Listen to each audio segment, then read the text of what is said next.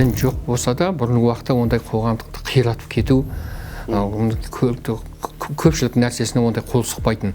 Бізде ислам бар, дін жоқ. Ақыр заман жастары қосылмас ешбір бастары, біріне бір қастыққа қойына тыққан тастары. Өнімсіз іске шеп-шебер майданға түспей не сөнер. Сиырша тойып мас болса, өлеге келіп сүйкенер. Күлміңдеп келер көздері, қалжыңбас келер сөздері. Екектеп сихе кетем деп шошқа туар сөздері. Қазір үйіне жақпайды, ауылына жақпайды, отанын сатады, халқына жақпайды, сөйтіп Құдайға жағам деп апаке бала. Сондықтан бұл Құдайға жағу бірінші үйден басталады, өз отанынан.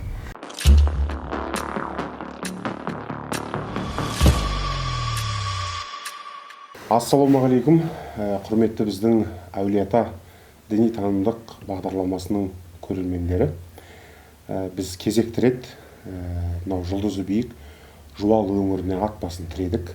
Және мұнда осында көпке аты машһүр болған елге сыйлы азамат Сейітқажы Қажы атамызбен жолығып отырмыз. Ассалаумағалейкум. Уалейкум ассалам. Жағдайларыңыз қалай? Жақсы. Аман сен. Аман сен келші. Енді аға, өзіңізбен жолығудағы, өзіңізбен сұхбаттасуға ынтық болғандағы мақсатымыз осы бағдарламамыз арқылы өңіріміздің жастарына қолымыздан келгенше бір насихат болсын, болмаса осы өзіміздің халқымыздың жүріп өткен рухани жолы, рухани мұралары туралы кішкене құлағдар етейік деген мақсатта бұл ашылған бағдарлама болатын. Өзіңізге де сол мақсатпен келіп отырмыз. Одан артық бізде ешқандай енді не жоқ. Сол айтпағымыз жалпы осы бұйырса күн ертең аудандарыңыздың 95 жылдығы өтеді екен. Сіздерді шын жүректен құттықтаймын. Рахмет. Ары қарай осы елімізге беделді болып, өзі онсыз да беделді аудан еді. Ел ішінің бәрі танитын сондай маңдай жарық, сондай керемет тұлғалар шыққан алтын бесігі бар керемет аудан еді. Одан ары қарай мерейлеріңіз үстем бола берсін, күллі қазаққа, күллі әлемге аттарыңыз шыға берсін.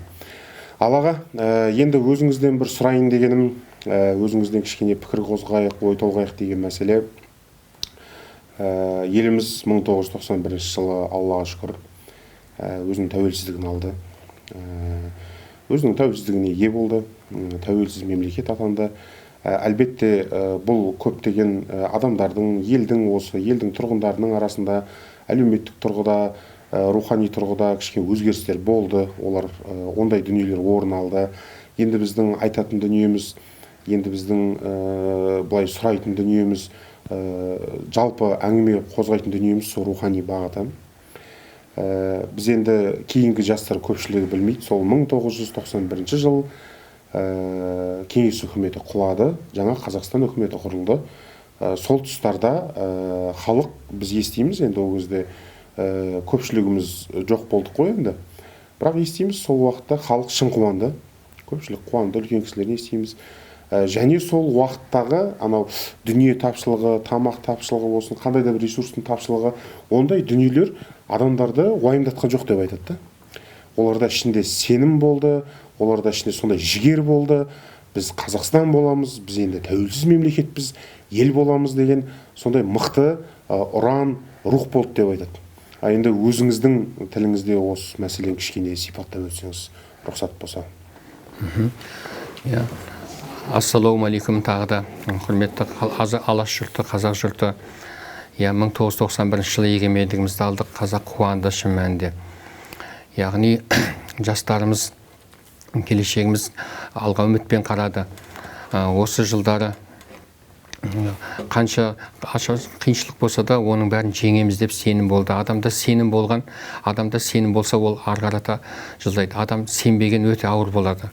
Осы жылдарда дағы еске алатынымыз 91 жылдары халықта, яғни қанша жыл бұл дауда болған егеменді алғанға бірінші біздің егемендік алғанымызды түрік елі, яғни біздің туысқанымыз түрік халқы бірінші мойындады. Яғни олар құттықтап бізді түрік халқы, олар бізге жанашырлығын білдірді. Олар бұл жерде ата жұрт дейді.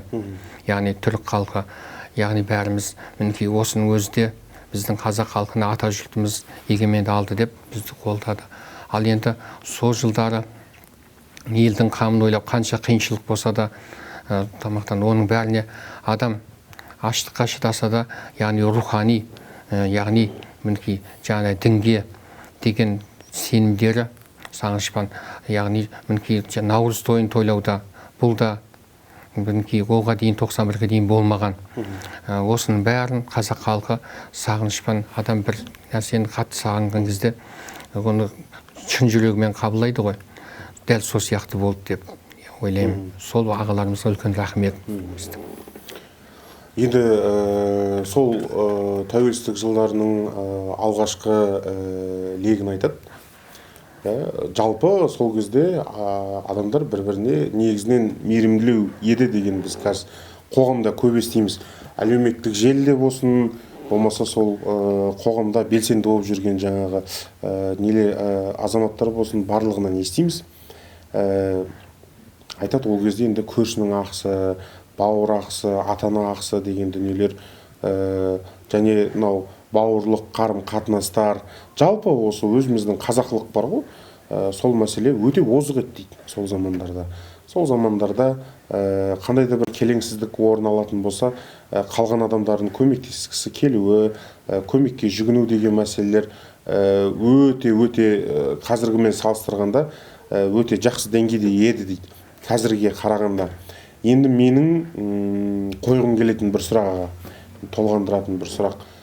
Сол кезде бізде өте аз мешіт болды. Сол кезде қазіргі миллиондаған жамағат болған жоқ, тиісінше. Адамдардың көпшілігі намаз оқымайтын, намаз оқыған сол бірен-саран таныс адам болса, оған деген құрмет болатын. Бірақ мынандай жамағат болып жиналу мәселесі де өте көп емес еді. Мешіт аз, демек жамағат аз. Бірақ десе де адамдардың рухани қатынасы бір-бірімен сыйласуы, туыстық қарым-қатынастары, достық қарым-қатынастары, адамдардың бір-біріне ақысы жоғары деңгейде еді, оны аманат ретінде сезіну. Ал енді күнімізде мешітте көп қарап отырсаңыз, медреседе көп қарап отырсаңыз, және жамағат та көбейді қарап отырсаңыз.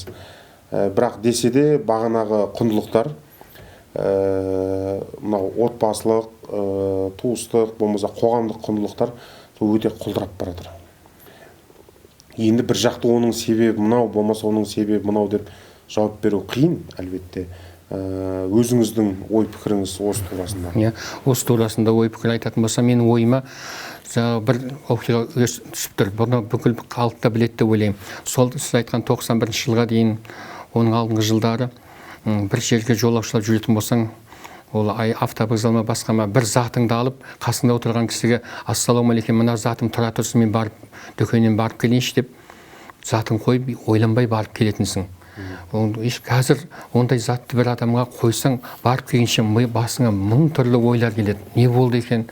Адамға сенімсіздік, мейірімнің башын қарапайым түрі осылай деп айтады. Ал енді ол кездерде мешіттер аз еді, 91-ге дейін.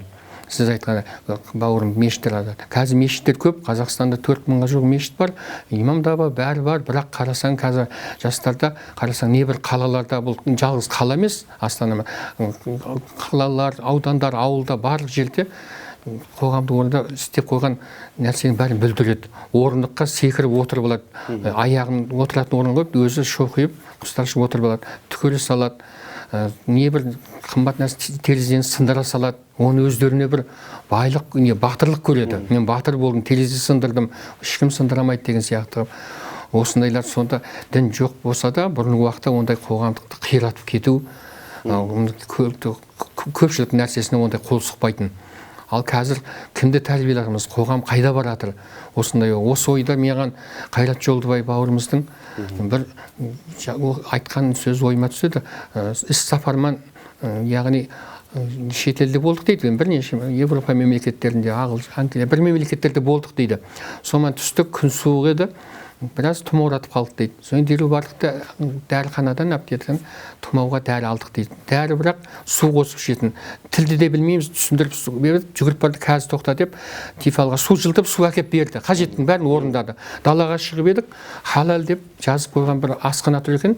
Соң келіп мынау халал мекен тамақ ішейікші деп ұрсып берді. Харам деп кім айтты, бұл халал ғой деп. Сонда қайдатта Европада, шетелде дін жоқ, бірақ ислам жоқ, дін бар. Бізде ислам бар, дін жоқ.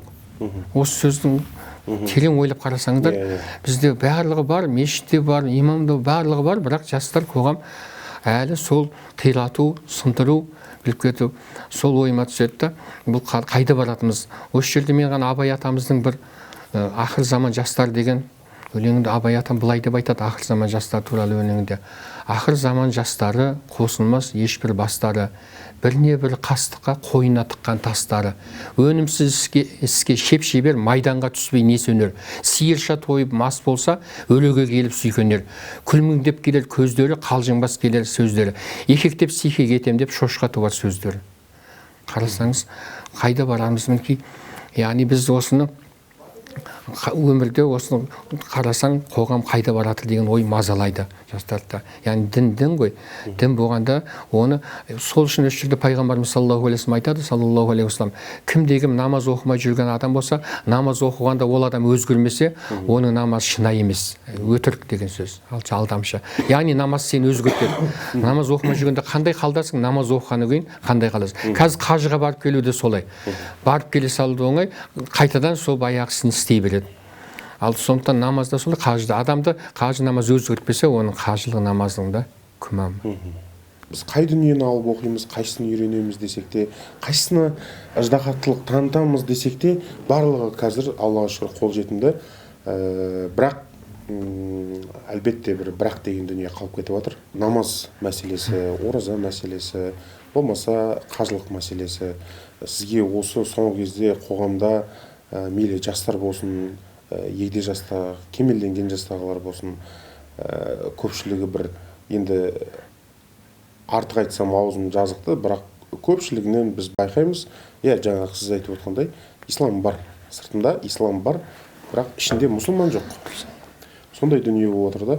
Енді сондай бауырларымызға тағысын тағы, енді былай да бізде мысалға басқа дін өкіліне, басқа ұлт өкіліне, болмаса өз секілді бір құлшылық етпейтін, болмаса өз секілді жаңа діни ақпар жоқ адамға келген кезде кішкене толеранттылық таныту дейді, ол тағаттылық, кішкене хикмет ғибратпен насихат қылу мәселесі, кішіпейілдік, ақлақ мәселесі, осындай дүниелер туралы өзіңіз бір-екі ауыз осы жастарға біздің камерамыз арқылы бір-екі ауыз қысқаша жолдау айтсаңыз. Айтайын, жастарға айтатыным, бұл жерде енді менің сөзіне қабылдаңыз, мәшһүр жүзіп көпейіп, ол мәшһүр жүзіп көпейіп, бабамыз былай деп айтады.